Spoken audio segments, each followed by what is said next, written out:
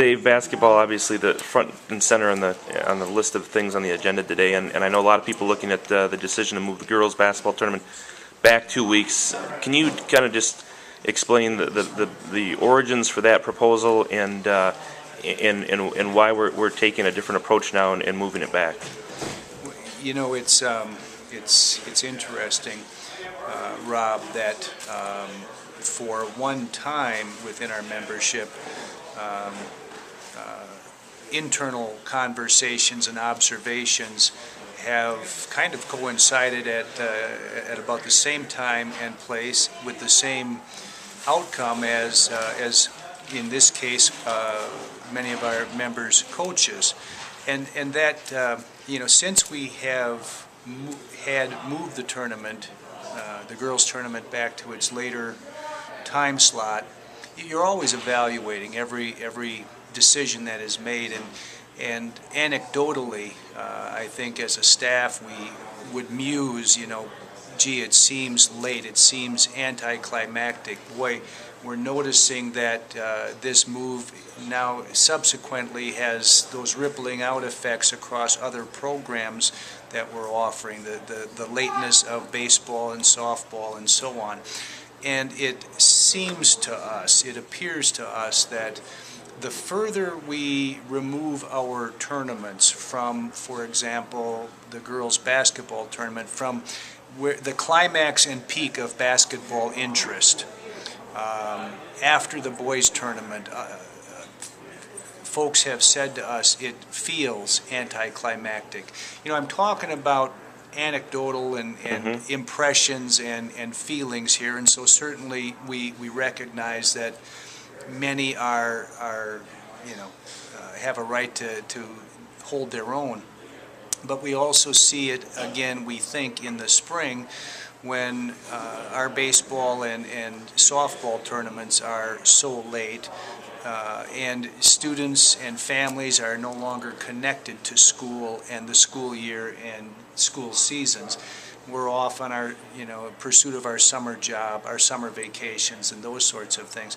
Interestingly enough, independent of our staff conversations and sharing, it has come to us from the basketball coaches, or, you know, well, those who had assembled at least on that day as the basketball coaches advisory committee. And so it's a conversation that, like everything else that we do, I think is worthwhile for the membership to have. Long way from a foregone conclusion. We do not know for certain what the availability or status of the UW Fieldhouse is. We've made inquiry, but are still waiting to hear. In light of the Big Ten hockey conference, we probably have a number of questions that we'll need to have answered as we go forward. So none of that has taken place yet? No. Is that concerning? Do you anticipate any problems with that? From what you know of Big Ten hockey and the format they have tentatively approved, and in any of that, or any concerns that you see up front?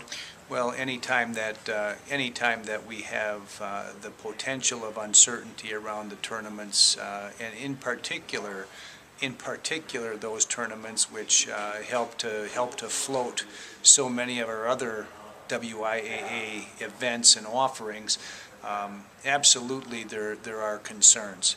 We need stability and we need predictability in order to be able to maximize these opportunities for our members and you know, the state that enjoys them.